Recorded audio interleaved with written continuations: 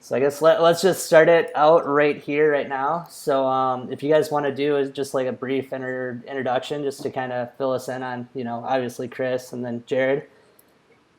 Yeah, I'm Jerrod Glasgow. I'm from Iowa. Chris. Met Chris a couple years ago. Been messing about. Yeah, we've been kicking it around. I'm Chris Rye from Props, Baco, the different video stuff throughout the year. So Okay.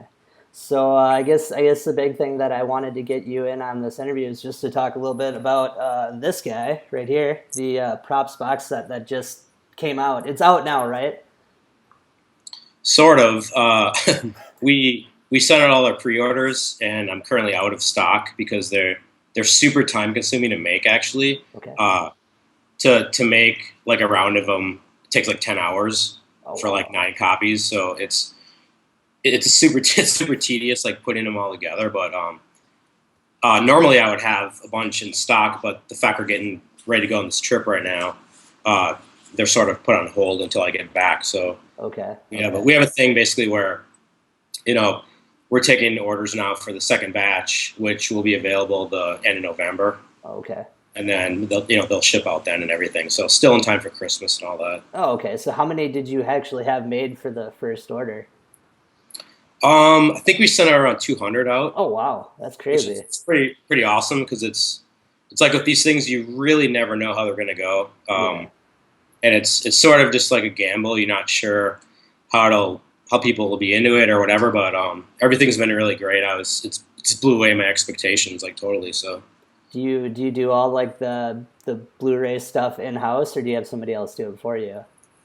the couple of the box sets, like the Roadfuls one and the Baco one, those ones were done by a company that actually pressed the discs. It's called Replication, where they actually take a glass master that's got these little divots and pits on it, and they push it into like this molten plastic disc that spins and like makes it form the disc out of little plastic beads. Oh, wow. But those you got to do a really high quantity. Like I think the Roadfuls one we did over 1,000, and then the Baco one was over 1,000, just to get that level of the replication status. But the issue one, the new one, there's just no way we could have ever done that because it would have cost like $50,000 to make like all these copies. And so what I did with this one is to even be able to do it is the discs are duplicated, which basically they're burned. Oh, okay. Okay. And, all the printed materials, the different printed pieces, the cover, the sleeve, the inserts, the booklets, the sticker pack, the poster, all that stuff I had printed by a company, and then they shipped it all to the office here. And then so I'll get the discs in, separately, get those burned, and then just basically assemble the stuff here. Oh, okay. Okay. Shrink wrap everything and whatnot. So it's all done here, so I can make them as I need them, So it's way cheaper to do it that way, and it's just like economically feasible. Yeah. I wouldn't have even been able to do it otherwise. So Yeah, and I suppose that kind of makes it easier for you to kind of figure out how many you need, and if somebody wants one, you can just, all right, I'll go make you one real quick. So exactly. okay, that's pretty great. I know.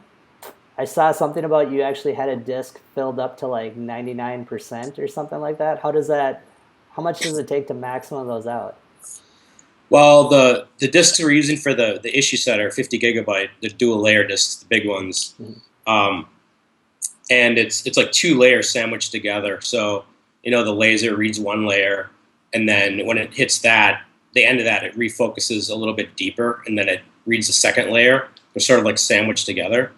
But the capacity I think is 47 gigabytes and some odd bits or whatever is left over. But it's sort of a process of seeing how much minutes you have of material, and then using certain encoding programs to encode things, the different videos and the different bonus stuff and the different fidelity of the video. So a lot of the stuff is SD from the older stuff, and then the newer stuff is HD. And there's different levels of both of those too that fits within the Blu-ray spec. So it's just a matter of like juggling bit rates and minutes and trying to see how much you can cram on a disc that still is really good quality, that the quality isn't compromised by using a low bit rate or something like that. Yeah. But trying to juggle all this data and minutes and bit rates and encoding and all this, it's sort of like a balancing act of trying to fit as much as you can on the disc without having a lot of space left over. Because you want to keep stuff as good as quality as possible. Yeah. Well, like how many videos did you fit? I know there's 2 discs for this. How many videos did you fit on here? I can't even remember. So you did 1 through 58. So you fit. Is that what it was? You mean on one disc or the whole? Yeah. It depends. Depends on them. Yeah. Okay, so you did issues 1 through 30 just on one disc. So that's how many hours? And those are, say like 1 through 30. Those are all standard definition. Back when stuff was standard definition, and there was really no bonus stuff back then because it's all in VHS, and we didn't do bonus material then. Mm-hmm. So that stuff's just straightforward, like the actual minutes of the videos. But then as stuff progresses, we started doing bonus sections with each DVD, and that would increase the minutes. And then once we get to the HD stuff, then the file sizes jump up so that we can fit less on the discs and whatnot. So it was a thing where Jerrod went through, I gave him a hard drive with every single video on it. And he how long did it take you? 5-6 months. I don't know. So about 6 months, he sat down and went through every single video, over 100 of them, and then made a Excel spreadsheet of the time code locations of every single section, every single ad, what the ads are, what the sections are, full description. It was get like tedious. A full catalog of all the content. So basically, if people want to find stuff, they can download this spreadsheet and just like search for stuff and find, this interview's on this issue and it's at this minutes, and so they can just go find it quick. Oh, that's crazy. So it took you like 5 or 6 months just to go through all that? I believe so, yeah. Was that like a Monday through Friday, like 9 to 5, or was it just whenever you had time? Yeah, pretty much whenever I had time. But I was definitely hitting it hard. Pretty hard, and it's very time consuming. Like I'd go into my eyes were blurry, and then take a break, but totally worth it. And like saw Chris's vision and knew how important it was. So yeah. How many, like in like a single day? How many hours do you think you put in just like going through videos? At least 8. Oh, at least 8. It was wild. It was wild. Totally worth it. After rewatching all of them, do you have like a favorite section or a favorite video that you just kind of stands out to you? Oh, favorite ad. There's plenty. Yeah, exactly. My favorites are the ads, like the early prop ads for whatever company it may be, but they're fun and carefree and goofy, and like you could see the fun in BMX, and that was when I was a child, 15, 16 years old. So those were really fun to watch. And then my second favorite things are the scene reports. Some of my, around my neck of the woods, like St. Louis and all those places, like the scene report of St. Louis was really good. I enjoyed watching all those, and but definitely a trip down memory lane. Yeah. What about you, Chris? Do you have any favorites that kind of stand out to you? The early issues are sort of embarrassing. Just getting going and not really sure what we're doing. We knew we wanted to do this, but it was just a thing where you're kind of like hunting around for the style and the format that you eventually settle on. And at first, there wasn't really anything set. It was we're just kind of winging it. So some of the early issues are kind of goofy, I think. But as it goes on, they get more dialed and they take better. There's some structure to them and a certain style. Probably some of my favorite sections. I really love the Colin Winkleman interview. Okay, yeah. And then there's a thing like the Van Homan interview is cool. I went to his house and we filmed this little intro with him because he was really into developing and processing photos. Oh, okay. And he had a Lightroom in his basement, dark room rather, with different vats of chemicals. So I filmed him doing a bunch of stuff where he just processes some film in his little home setup, and that was interesting because I shot on 16 millimeter negative film, and it was black and white film, but I wanted it to have a red, like the red light from the darkroom in there. Mm-hmm. So I talked to the people that transfer the film, and I said, how can I do this? And they said, well, when we process film, we can control the red, green, and blue lights to balance the color. So we'll just turn them all off and leave the red light on. Oh, that's cool. It ended up being black and white film, but it it looked like it was a dark room. So cool how that worked Super out. good. What Yeah, year was that? That was I don't recall the year. way back though. Yeah, that's crazy. And just things like the different contest series. Like I love the brawling at the Belmar stuff.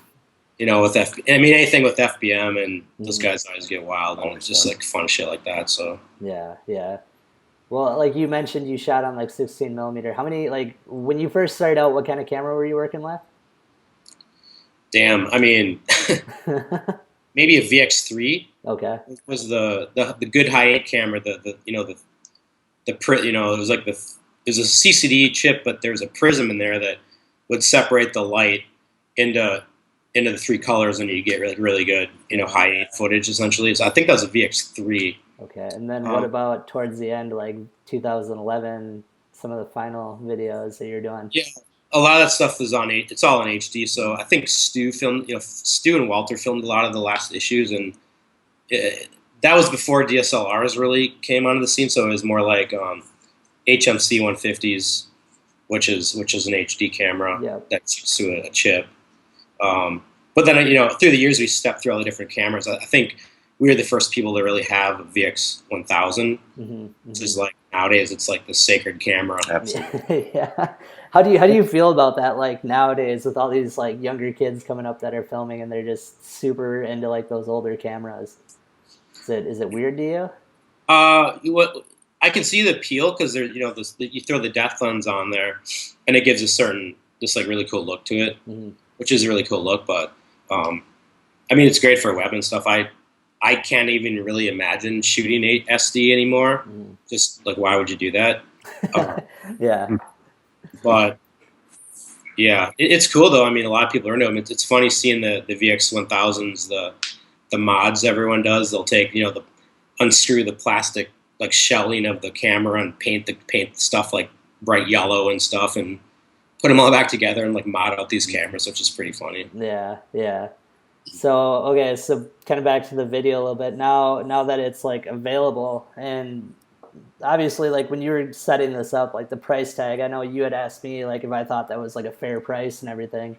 What was that kind of hard for you to like dictate? All right, how do I sell 20 years of footage on?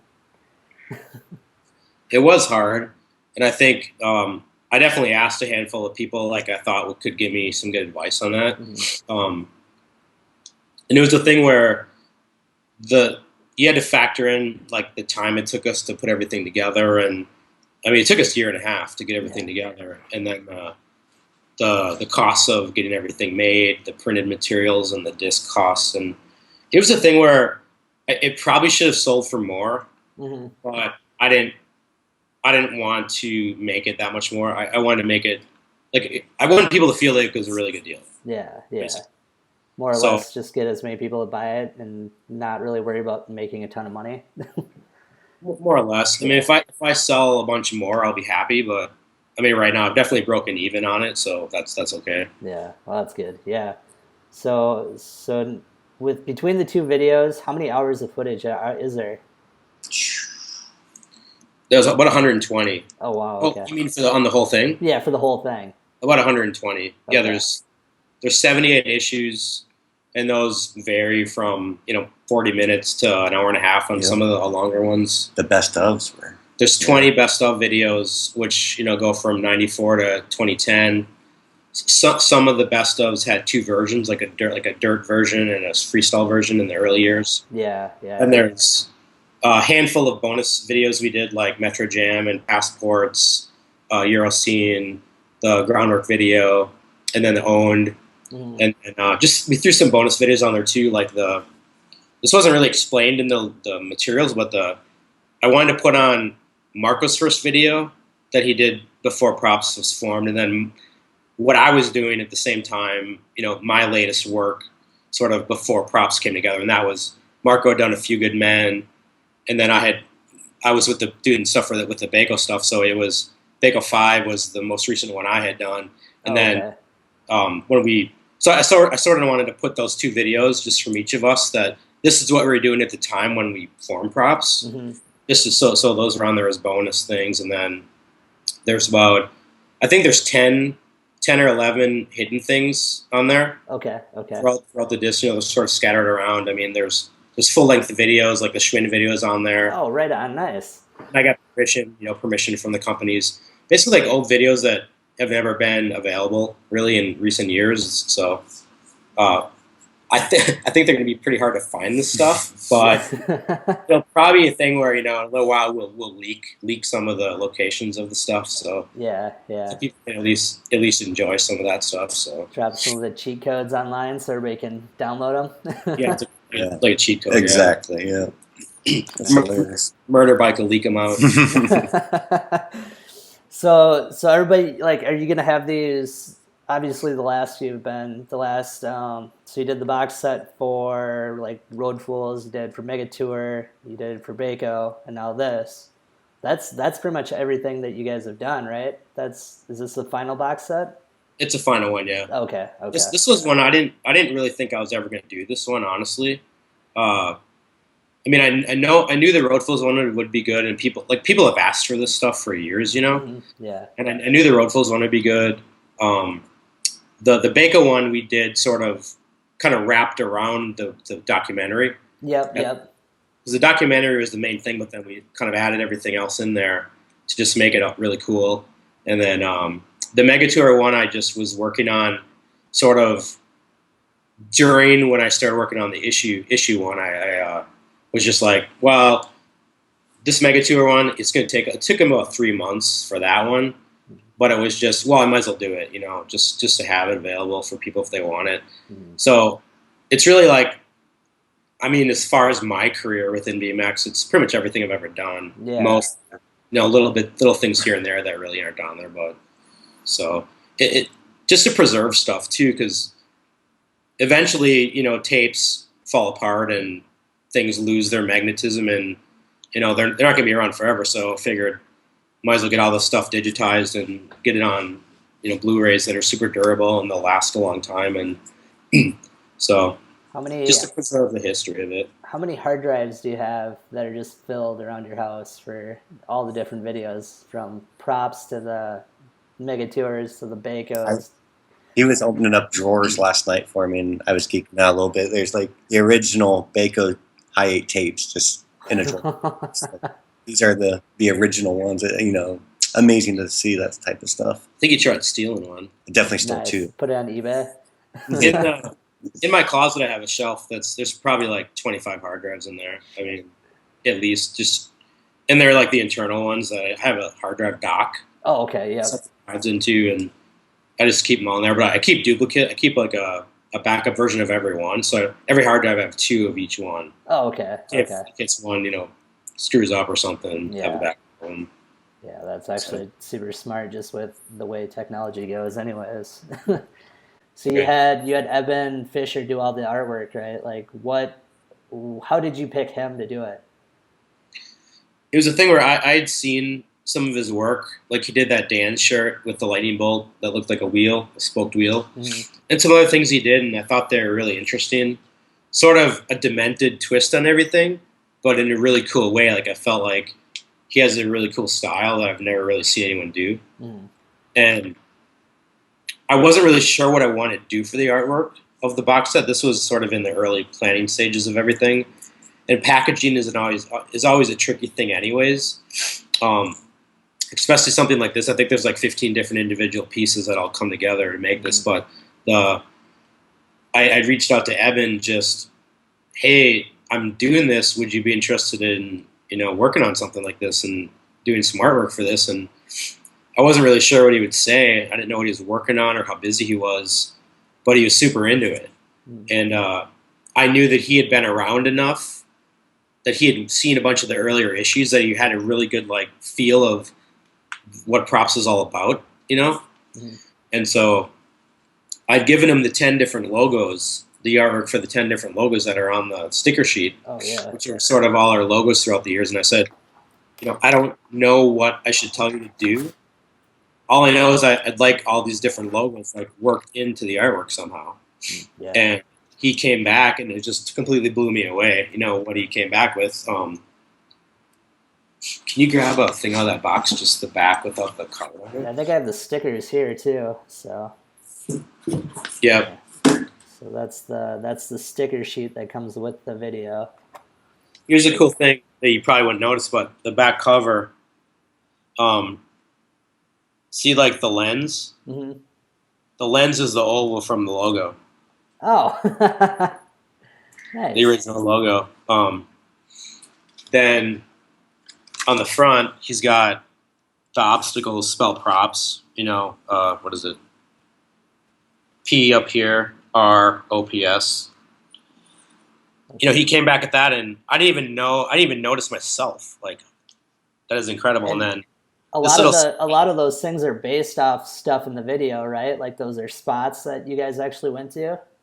I don't know if there's specific spots. If they are, he didn't tell me what they were. Okay. But this thing is cool up here too. This is the skyline of the city. He had drawn that in, and I said, "Hey man, you should make that Chicago." Oh, okay, yeah. That's where we're based on. So he added the Sears Towers and the buildings in there. So he's got that in there. He's got like the AV logo on there. This is just one of the pieces, but just completely blew me away.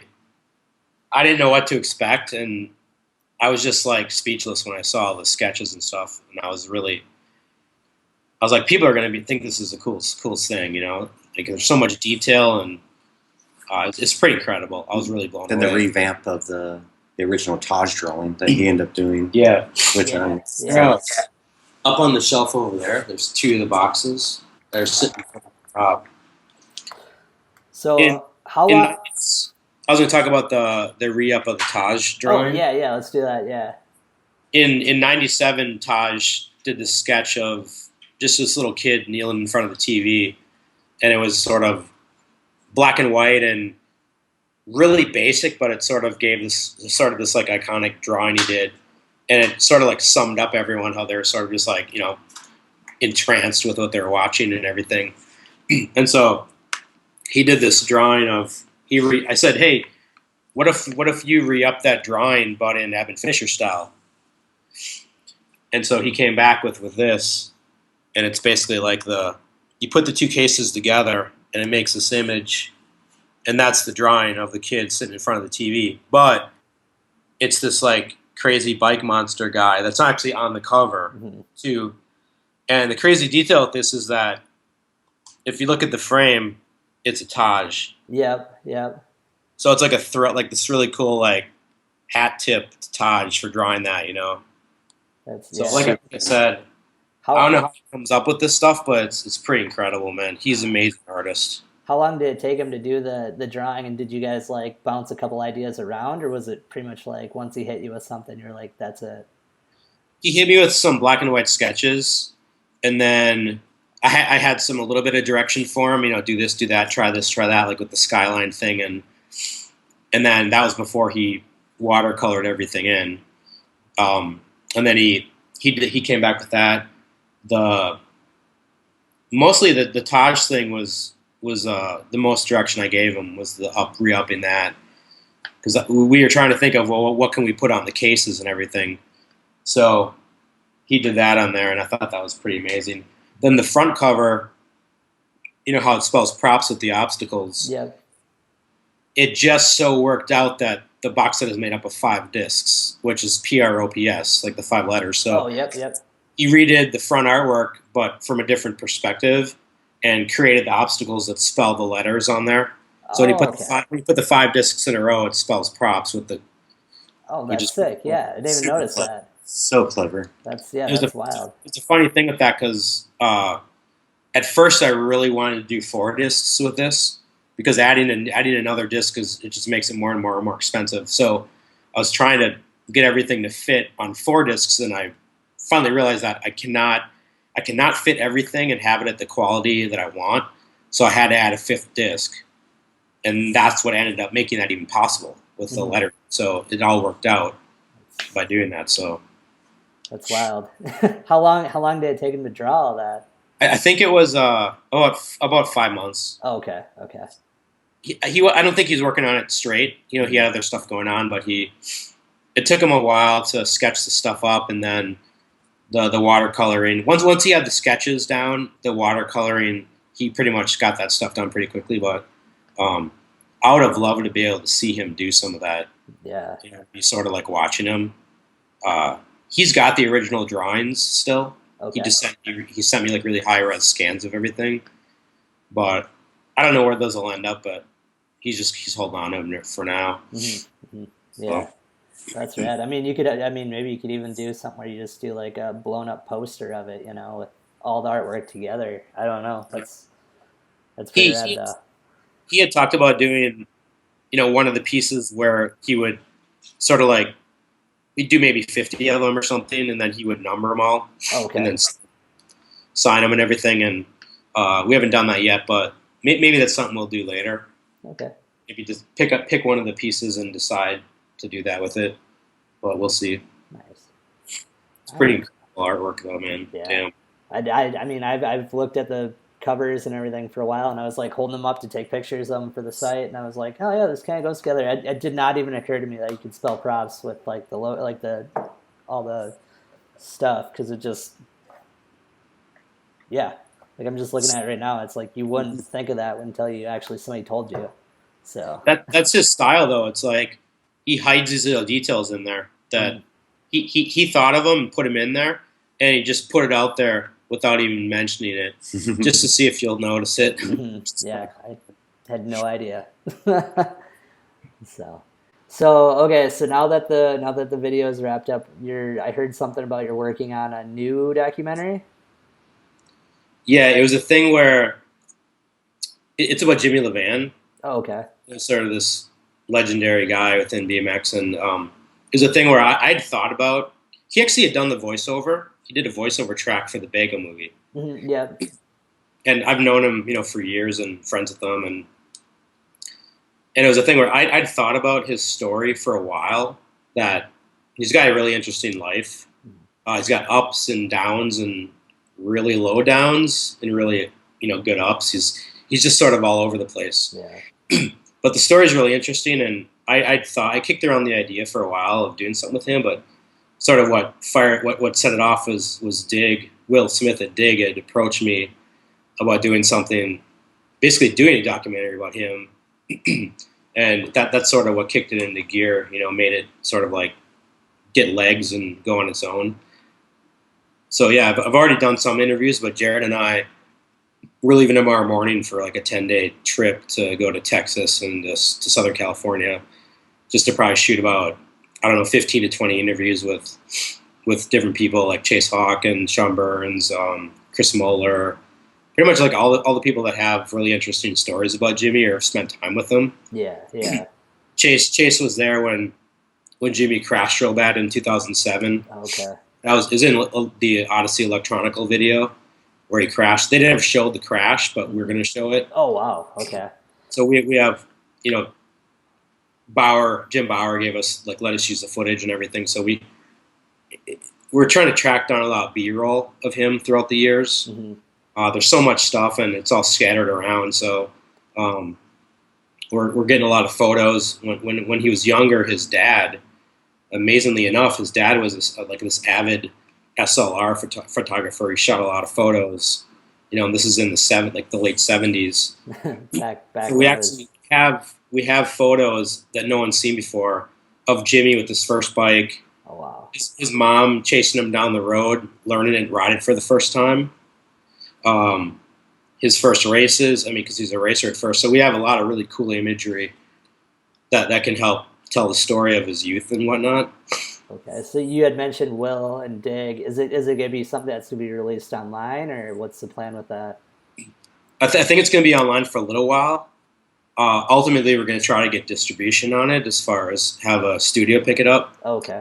But that's all in the air. I mean, first of all, we have to make it, and yeah, it has to be really good. So is it going to be kind of along the lines of the Brian Foster video, the BF It kind of thing?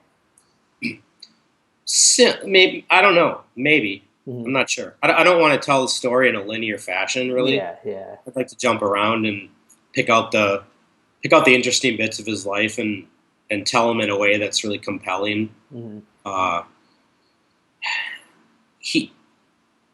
And also, it's not going to be just all roses and unicorns too. You know, like Yeah. he's had bad stuff happen to him. Yeah. I mean, didn't he die like once or twice already? Supposedly, Yeah. you know, So. he's in comas for months at a time, and he woke up and he tried choking his surgeon. They had to restrain him with handcuffs to his bed. He tried breaking out of the hospital to go to the bar. It's crazy, man. I mean, he's a wild dude. You know, Yeah. can't keep him down. So it's going to be an interesting project. I think it's going to be hard to do it. It's hard. I mean, any documentary is hard to do, especially if you try to do it really well. I think we're going to spend a year working on it. So I'm just kind of getting everything up and running now. Okay. So then, yeah, so it's a really like loose plan right now. You're just kind of working on figuring out the logistics of it, basically. Yeah. So just sort of piecing together his timeline. I know a lot of it, but some of it I don't. Okay. So, but there's dudes like Sean Burns that do, you know. So back metal bikes and stuff. So like one of the questions I want to ask everyone is, because we'll have sort of these stock questions for everyone. But have more specific questions for certain people based on their time around Jimmy and how they know him and this and that. So I mean, just so like one of my stock questions is going to be like describe the physical appearance of like the average metal bike rider. It'll just be like some funny answers, and we'll show photos of those guys and like the kids gear and all that stuff. Yeah, the studs and leather and all that stuff.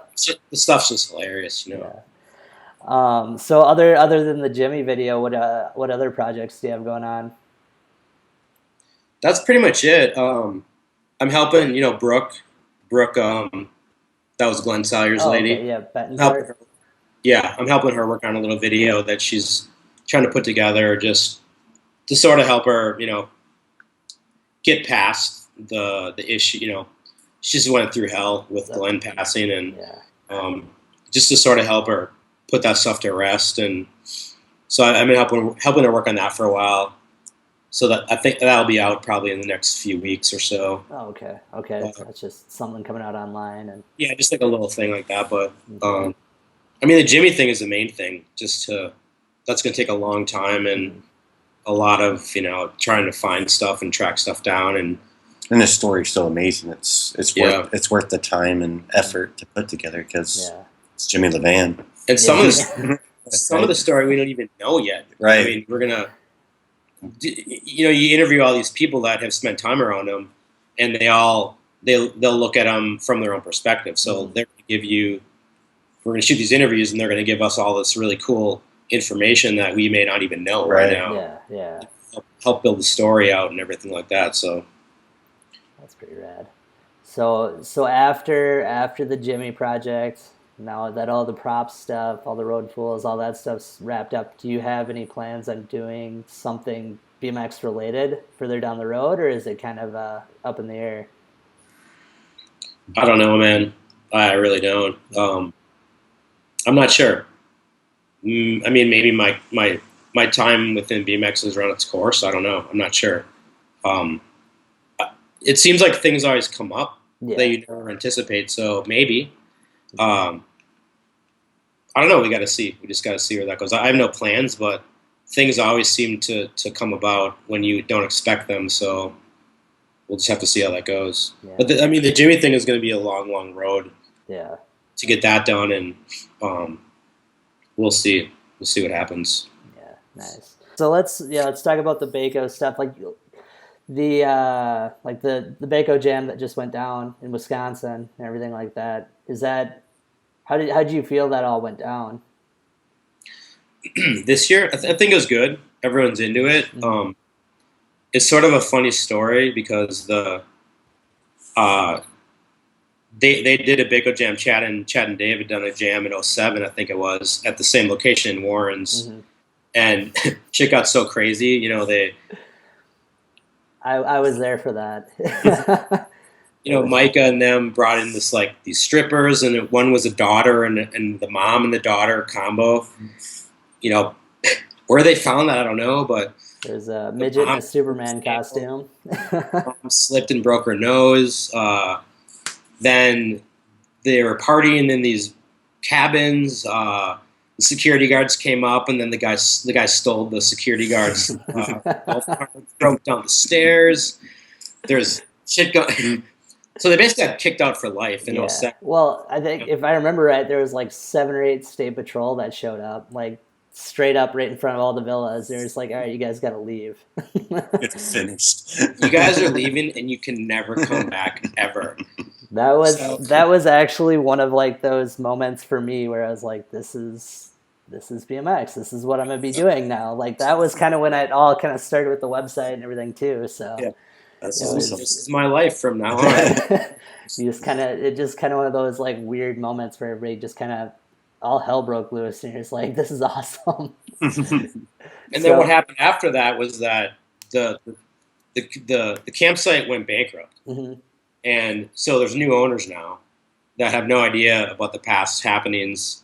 And so we were invited back last year for 2014. It was sort of a tie-in, like we wanted to do the jam and then have it, because we were still working on the documentary and the box set for Bago and everything. So we wanted to just like do the jam and kind of like reintroduce some people to Bago and what it was about. And then we had such a good time doing it, we decided doing this year. So we do want to do it. We'd like to do it annually, like make an annual thing, you know. Mm-hmm. Like the same place, or do you want to kind of mix it up and start doing them down in Florida or wherever else that you've done them in the past? Chad had done them in Florida, but he doesn't have a park anymore. Oh yeah, that's right. Yeah. So he used to have his own park. They did him down there, but I don't know. The Warrens thing is really good for us because it's close to me. Mm-hmm. We know the people that run it and everything like that. We can pretty much have free reign. And then the cabins, the camping aspect is this really cool atmosphere for everyone, just at night and hanging out and stuff. And shit gets wild, you know. I don't know if you can get away with that stuff at other locations. It's true. It is Wisconsin. What we talked about is we would like to build some new ramps that we would bring in to Warrens, like a street spine or like something like a sub rail or something that isn't at the park that we would bring in specifically for the contest. Like I thought, let's get a 30-foot long Sub Rosa rail, you know, and just all the crazy stuff that'll go down on that, you know. Yeah. And, just like bringing new obstacles to the park that aren't there normally, just to spice it up a bit for the contest. So yeah. So you do think you'll end up doing it again next year? Or is I that... think so. Yeah. You know, if nothing bad happens, you know, if we can get the sponsors and everyone's into it, yeah, we definitely would. Yeah. How do you? I guess from your perspective, like with trying to get sponsors for events and stuff, like there's a lot of talk about like BMX being dead again and all that stuff. How do you see that from your perspective? What do you think?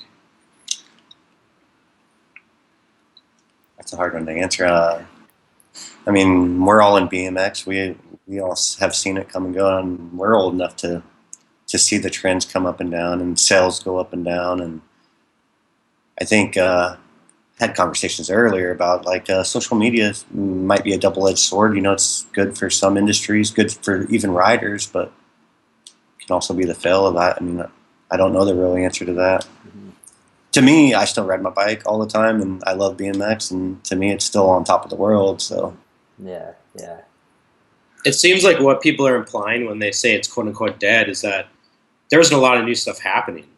I mean, aside from some of the crazy stunts that are happening, like the quadruple flips and this and that, just like the crazy circusy stuff, that there's not really a lot of other stuff being done. Mm-hmm. Where, yeah, stuff's happening on foot tall edges and rails and stuff. I'm not sure, you know, I'm not sure what people exactly mean by that, but yeah. I think just things go through cycles, though. Exactly. Know? Yeah. Exactly.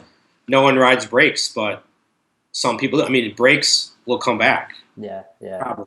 You know, I've been saying that for years. that'll open up, you know, a whole new realm of stuff that people can do. You know, mm-hmm. Imagine all the tech stuff that's done now without brakes. That's extremely difficult, you know. Mm-hmm. But then add brakes on top of it. It's just going to get nuts, you know. Yeah. If you add that back into the equation. Yeah. So I don't know. I think BMX is like as we all know, we we make it what we want. And like our group of friends, there's some brakeless, there's some with brakes. I ride brakes, and we all have fun, and we all enjoy BMX, and we take road trips together, and we still pretend like we're 18 years old and having fun. Shout out Team Iowa. Do you guys think maybe it's because like some of the kind of original generation, like the Baco guys, like the crews that were really doing stuff to like put on events and all that stuff are kind of getting older and having kids and stuff. So now this younger generation's kind of starting to figure out what they need to do to kind of keep it going. Is that maybe what it is? Sure. I mean, like kind of with no direction, we're like the younger generation trying to figure it out for ourselves. Or just kind of make it work, like when we were younger, we didn't have Facebook and all that stuff to like put our stuff out there. We had to figure out how to make videos and all that. Now it's that. So maybe it's like their time to figure out the direction of where to take it next. I don't know.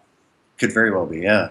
Possibly. The thing is, before social media and everything like that, I feel like BMX was full of wonder and discovery. You didn't have the immediate answers to everything. You couldn't see how something was done just like that. So you always were curious about things, and you were stoked as hell when you finally found out, what is actually happening in this photo, or how is this done, or whatever. And you're always wondering about it. You're sitting in school and you're flipping through magazines, and you're just like caught up in this bewilderment of what is happening in this photo, and you didn't know what was going on. So, there's a sense of wonder that I feel is just missing now, because you can find out anything just like that, like that instant gratification type. I don't think it's necessarily bad, but it's just different. I mean, it's the generation of, say, like the late 90s riders, mid to late 90s riders, there was that sense of wonder because they didn't have the immediate access to the answers. But now you can find out anything. So the generations are different in that way. They find out stuff about what they love differently, I guess. So, yeah, I don't know. I don't really know where to go from here, but social media is definitely not going away. Yeah. Anytime soon, probably ever. So things will progress in their own way based on the fact that you can find out everything just anytime you want.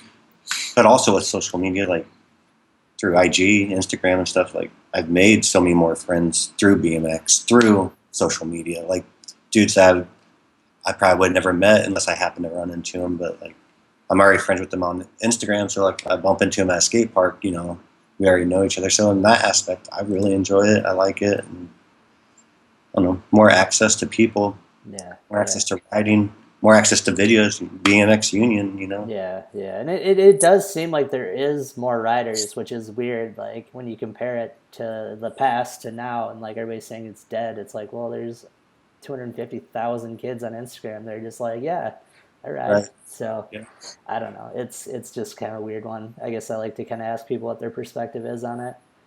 So. Yeah, I like Toffman's answer on that. Yeah. He always has good insight into stuff like that. Yeah, that was really good. Just kind of get his perspective, just because he's seen it all too, So. Yeah. All right, so I suppose I guess we can kind of wrap things up. Do you want to just kind of fill people in on how they can get the Props box set and everything? Is it going to be through shops and mail orders and everything, or? Some shops, a very small amount, have them. Dan's and Empire will have them, and then we sell direct on our website too. It was a thing where, like the retail pricing we decided on, it was designed around selling on our site, so distributors weren't really factored in there. So we're not really working with distributors on it, just because there's just no room in the price to do that. But we have been, shops and mailers and stuff contacted us, so they will be available through there. Okay. But just pretty minimal amount of them, just a few here and there, just pretty much like the hardcore BMX shops and stuff like that. Okay. So. So it's propsbmx.com. Yep. And it's online store, and it's how much? It's $124.95. $124.95. Okay. It's 120 hours of stuff and goes back to pretty much like the whole library of the video magazine that spanned, from 1994 to 2011 is when we did the last issue. Mm-hmm. So it's like 20 years of evolution of BMX. Yeah. You literally watch the evolution of it. Yeah. I think I saw something like you figured out like how much it would cost if you would have bought each video individually. Didn't you do that? It was about $2,000. Yeah. So it's a hell of a lot cheaper to just do it this way. Yeah. So all right, was there anything else that comes to mind? Or Oh, that's pretty much it. okay. We're starting this trip tomorrow, and it's going to be pretty interesting. Just like this whirlwind tour, doing all these interviews with everyone, and it's always good to do that. We did that for the Baco movie, and it's just awesome seeing old friends that you haven't seen in years, and getting down to spend some one-on-one time with them, and just the fact that we're talking about Jimmy, it's even cooler. So it's always fun to hear stories from people, about, like, Jimmy's just such a crazy guy that, everyone's got these insane stories about him. So it's going to be fun.